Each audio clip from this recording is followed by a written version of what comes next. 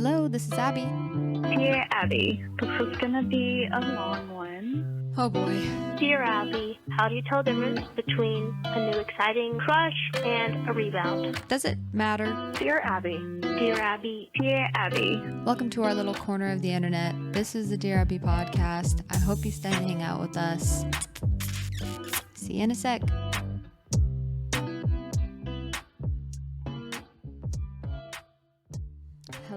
Hello, everybody. Welcome back to another fun-filled episode of Dear Abby. I'm your host. My name is Abby, and I am cozy today. I am feeling cozy.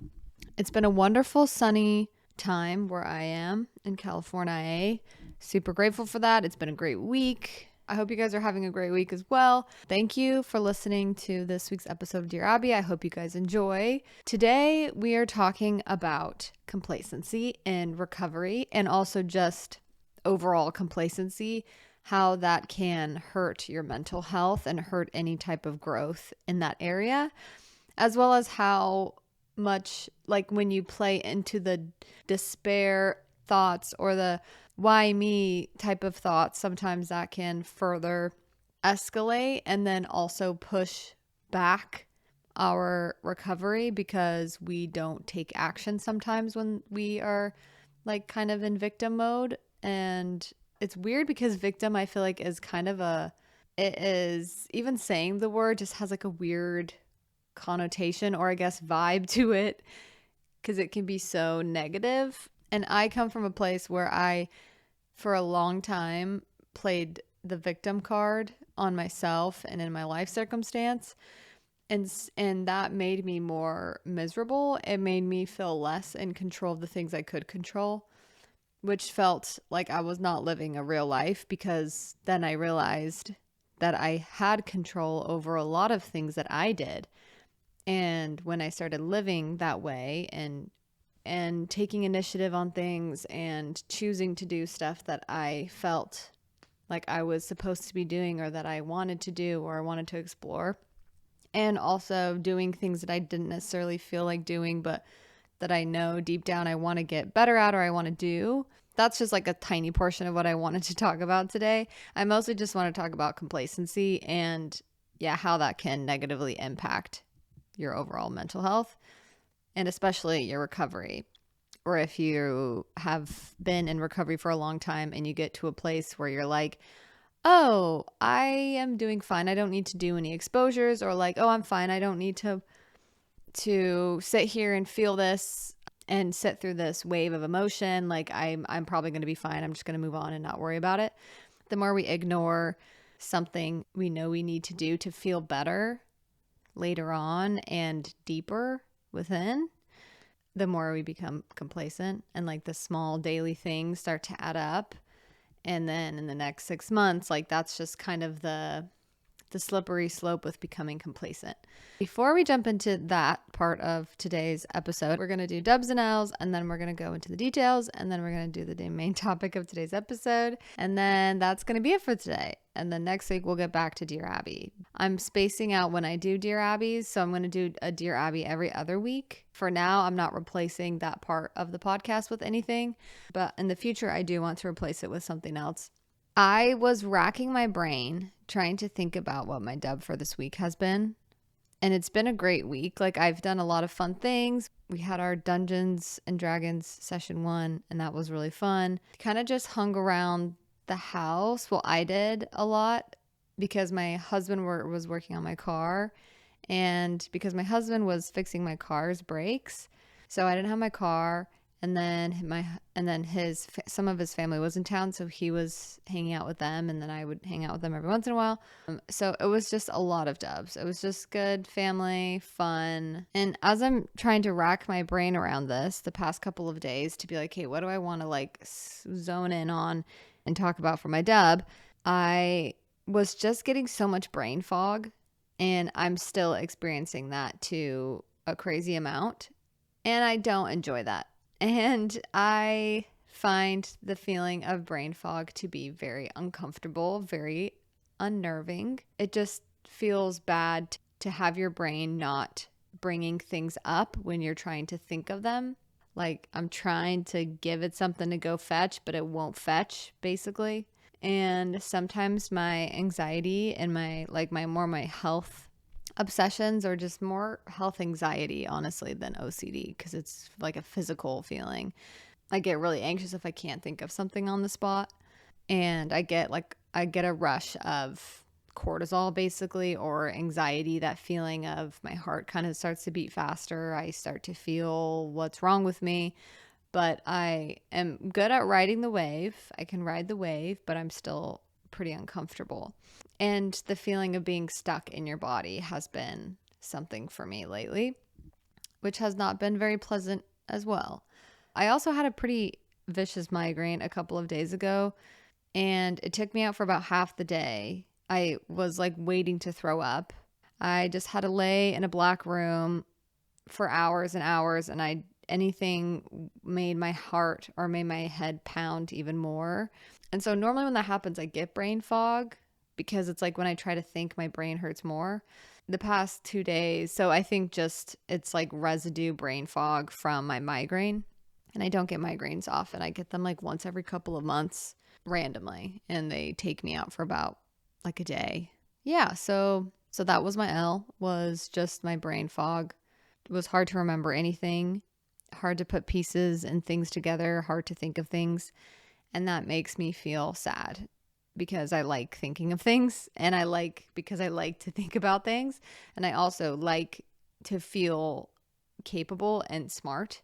And when your brain has brain fog, it's extremely frustrating, because you don't feel, at least for me, I don't feel that way. I don't feel capable. I don't feel smart. I feel like I can't think about anything. And it's frustrating. I love my brain. I'm grateful for it. And I feel frustrated when I get brain fog like crazy, especially when I go into work. I feel pretty useless. I think after the podcast, I'm going to have to like lay down for a little bit and just be nice to myself, be super patient with myself, and not get more mad at myself for being frustrated with my brain fog, because that's normal, and that's normal, because it is frustrating. It's not a good experience. That's why people don't like it. It's something that I have a hard time doing sometimes, is to take a second and tell myself that it's okay that I have brain fog. It's okay that I have brain fog. It's eventually going to go away, and I don't have to solve everything right now. And I also don't have to plan everything and fix everything and become everything that I want to be in the next 2 days, because sometimes I feel pressure to be constantly doing something or solving something in my head and having aha moments. But then if they don't come, then I feel frustrated with myself, and I feel like it's my fault and I should be smarter or something. I don't know. I'm just talking through out loud what it feels like in my head, the thoughts and the feelings that I'm having. It might not make any sense, but that is where I am at. That kind of goes into the details. You know what? I did think of a dub, just barely. My brain is slowly turning back on.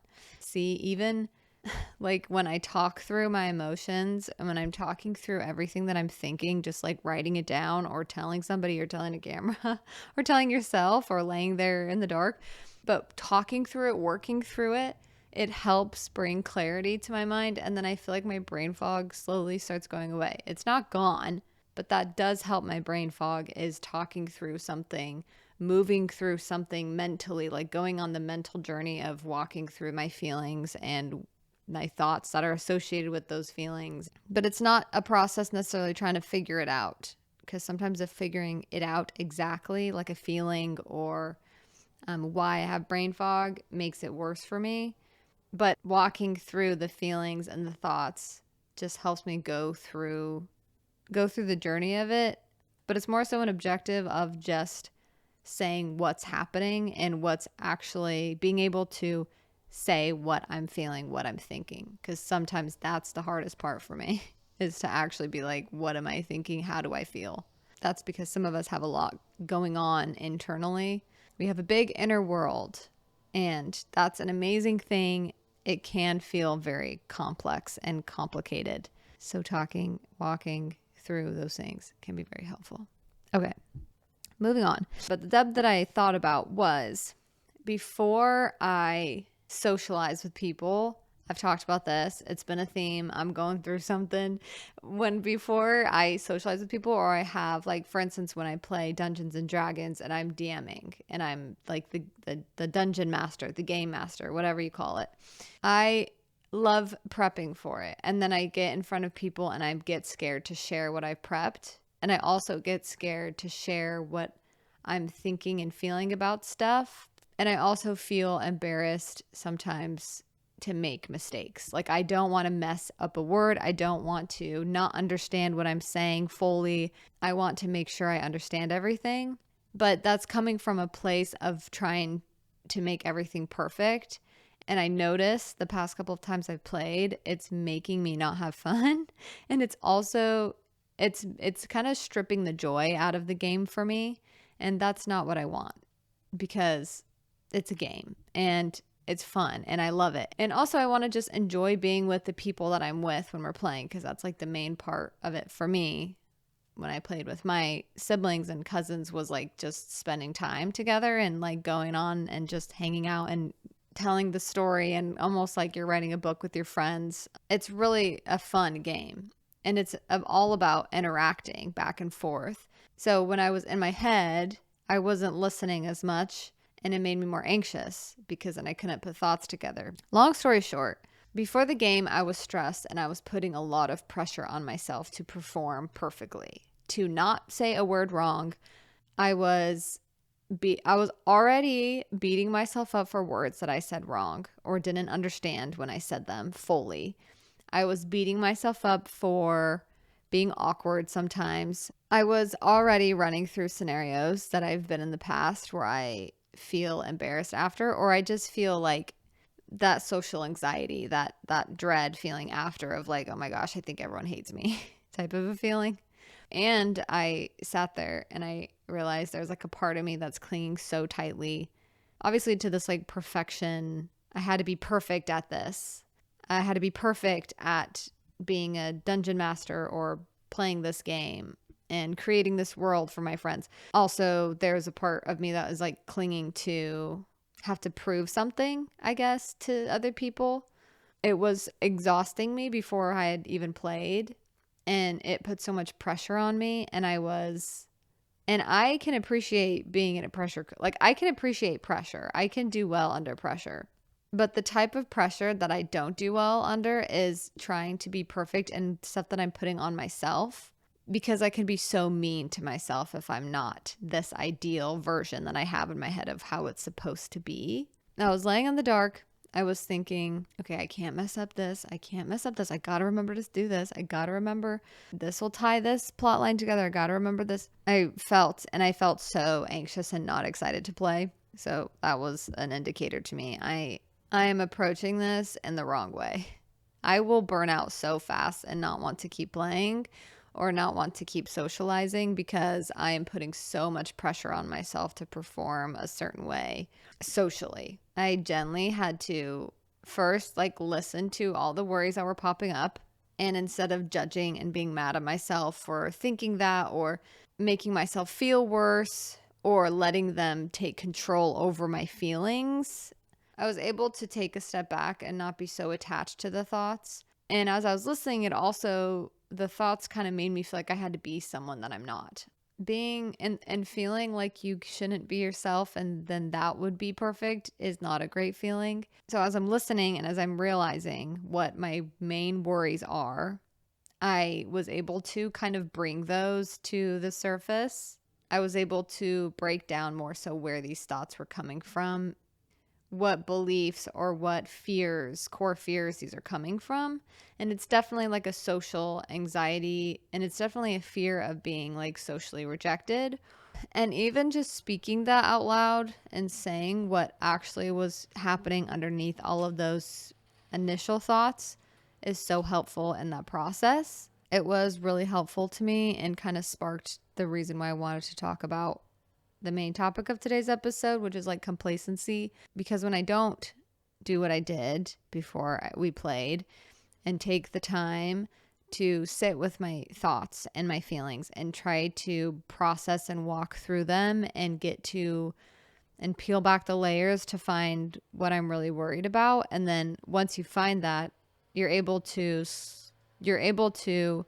realize this is not helping me and this is not making me feel good about myself at all. And it's not helping me be kinder to others. It's making me become a shell of myself and making me overthink things. I'm not having fun. Once you're able to identify it, it makes it so much easier to let it go and to consciously choose to not worry about that anymore.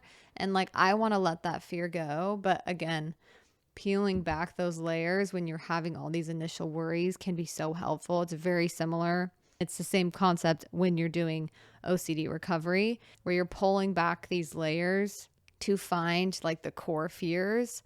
And it could just be a simple one-line phrase of, I don't deserve love, or I'm scared that I don't deserve love, or a belief that I don't deserve love, or a belief that nobody likes me, or maybe a fear that if not everybody likes you, there's something wrong with you. So trying to work that out. So that's my dub, is I did that before and I was able to let it go, and I had so much more fun. I felt so much more present when I was playing. I was listening to people. I wasn't so in my head.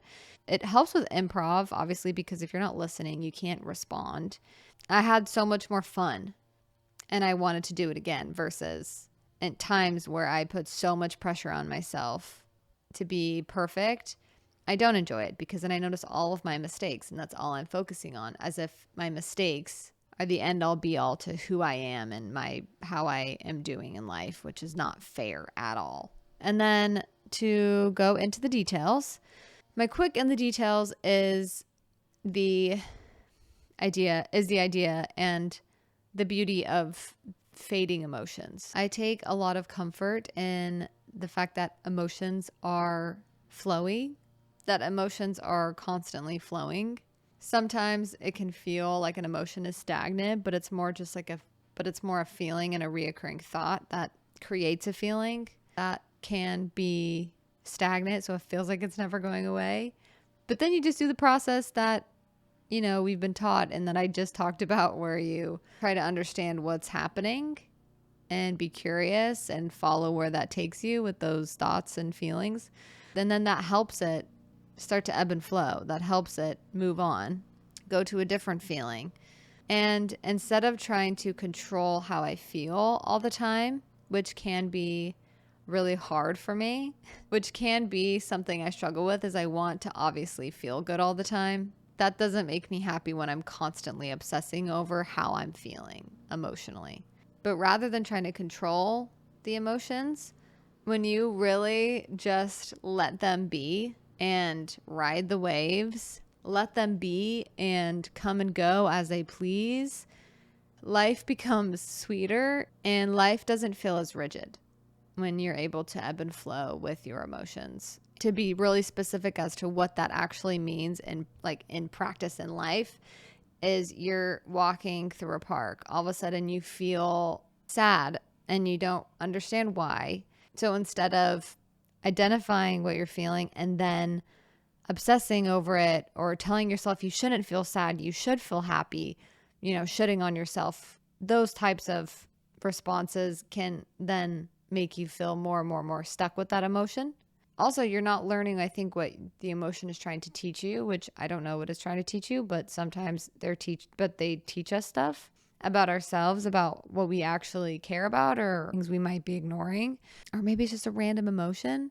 But the feeling of opening up to it and letting it be there can just help create this space internally to allow it to do its little flowy thing and then leave. So yeah, I take good comfort in the fact that emotions ebb and flow.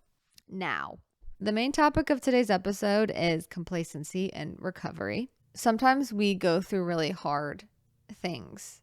We might have gone through a really almost traumatic experience with OCD a while ago, or maybe it was more recent, or maybe it was 10 years ago, whenever it was. Most of the time when you get to that rock bottom, we feel humble and you feel ready to accept help because you have no other choice. And it feels right. It feels good. It makes sense. You feel like, okay, this is a part of life, as you have to get help and you accept help from other people.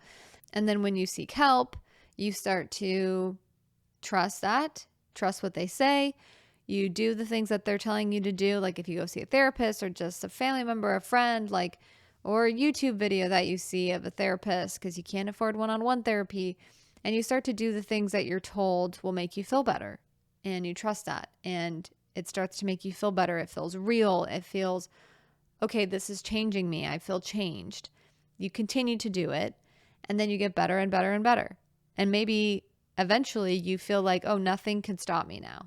You feel a lot better. You have a hard time remembering what it was like when you were at your lowest. And that's a consequence of your dedication, your hard work into yourself, putting work into yourself, into recovery, into taking life by the balls, and then maybe you've been good for a while now and you don't really feel like you have to do a lot of exposures anymore. You don't have to do a lot of recovery work in terms of every day is not 20 minutes of an exposure like it used to be. And then you start to slowly not take just the normal basic steps for your mental health. And you don't take life by the balls anymore. Then pretty soon you might feel complacent and you might feel stagnant. Like, okay, I'm not as bad as I once was, but that's because you have the knowledge that you have now. But maybe you feel stagnant, like you feel like there's nothing left to learn, or that this is as happy as I'm going to get and I just have to accept that. This is as good as its life is going to get and I have to accept that. Though I am a big fan of life acceptance, but what that means is not giving up, and it is not letting go of your ambition for life. It's not letting go of wanting to be a better you and a more pure you. That's not what acceptance is. Acceptance isn't giving up on trying to be your purest self or being yourself or being your happiest self, but rather that unconditional life acceptance can feel like putting yourself back into your reality, putting yourself back into the life that's happening before you, being able to accept exactly how life is, the circumstances, how it exists, what's happening, and you can still want to change it. I think just like the base for recovery is acceptance. For me, is how it felt. I felt like I had to really accept everything that's happening, as in, again, coming back to reality. This is what's happening. I cannot change this. I will accept it because I will go crazy trying to not accept it. I will go crazy trying to change things that I literally cannot change ever, ever, ever. Like the fabric of reality, for example. Certain things you just can't change. However, there are things I can change. And those things are the things that I take by the balls. I don't know why I'm having fun saying that. I'm just having fun.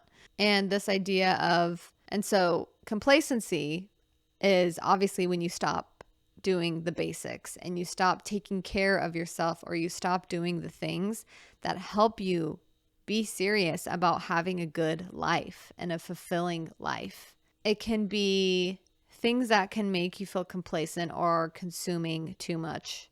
That can be TV shows, YouTube. You can even distract yourself with like worry and anxiety. And I say that because I feel like I can do that sometimes, where I almost don't want to face something. So I just make myself anxious so I can create problems that don't really exist, because I don't want to face a problem that I am actually having to experience. I don't do that super consciously. It just kind of happens, and then retrospectively, I realize maybe that's what was happening and why I just like created this crazy scenario in my head that's not real, that I needed to figure out and to fix. But I didn't want to like do the thing in front of me that I needed to do. So if you're feeling stuck or stagnant, look at what basics you're not doing. Then head on, do them. Complacency can look like not taking those moments to regulate your emotions, to go through those steps of trying to process things. It can look like distracting yourself, like I said before, with whatever you distract yourself with. It can look like not making a decision on something because you don't want to make the wrong one. And so then you stay stagnant and stuck because you can't progress, because you can't move forward. And when you're not making a decision or taking that leap of faith in something, then you're just going to be stuck, because that's just what happens. You just don't move then. Sometimes we can feel stagnant and things feel really heavy and hard to move because we've waited a long time to make any movements, or to go back to the basics, or to make a decision and to act on it. So then things start to pile and pile and pile on. So when it comes to making a decision, it feels heavier than then maybe before it would have been just kind of a split decision that you make and you'd go do it. When I feel complacent, there's like two things that I do. One, I've already talked about a million times this episode, is just the simple act of trying to walk through my feelings, my thoughts, and process what's happening, and maybe try to get to a core something. And if that doesn't open up a little bit of something, then the other thing that happens, probably the other half of the time when I feel heavy, complacent, stagnant, is I just got to go do stuff. I just got to go do it. I got to jump on my cycling. I got to jump on my stationary bike. I got to go on a walk. I got to start writing. I got to start reading. I need to start painting.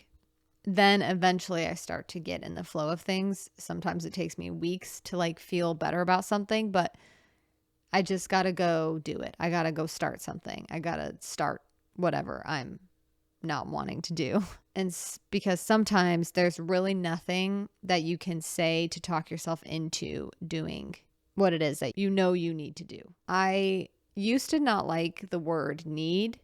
I used to prefer to say, do what you want to do, but I feel better saying do what you need to do now, because everyone has needs. Human beings have needs. We have needs that need to be met, and you have mental health needs, especially if you struggle with that. And if that's something that you struggle with, then you have needs in that area. So don't neglect them.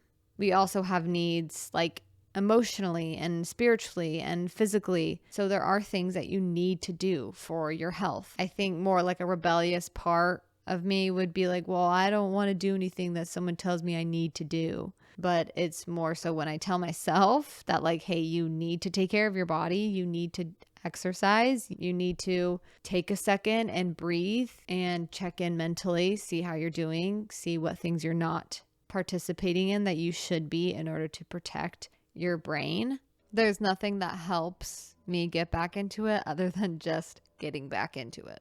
Like, I can't talk myself into getting back into it. I just gotta be like, nope, I believe this is what I'm supposed to do. I'm gonna go do it. And then we'll see. And then we'll learn afterwards. I don't know. So yeah, just do it scared, do it heavy, do it uncertain. We have our needs and we need to put those first. If we know we need to do something based on historical data, then we need to do those things. And it's okay to need stuff.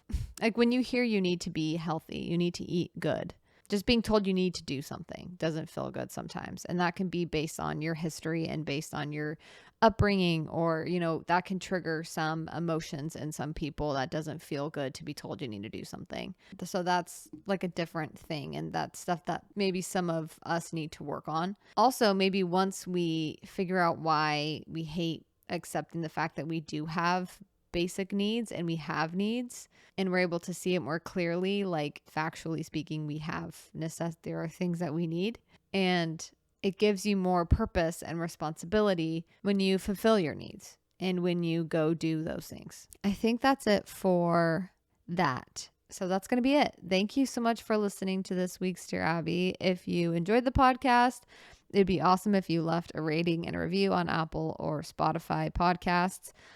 You can also leave a comment there. You can also subscribe, comment on YouTube. I post all of my videos on there as well. You can follow me on Instagram. It's Dear Abby __ or the podcast is Dear Abby podcast __ I think. Or no, maybe it's just Dear Abby podcast. I hope you guys have a wonderful, beautiful, lovely, awesome weekend. Take yourselves out, have fun, be kind to yourself, and love you guys. Bye.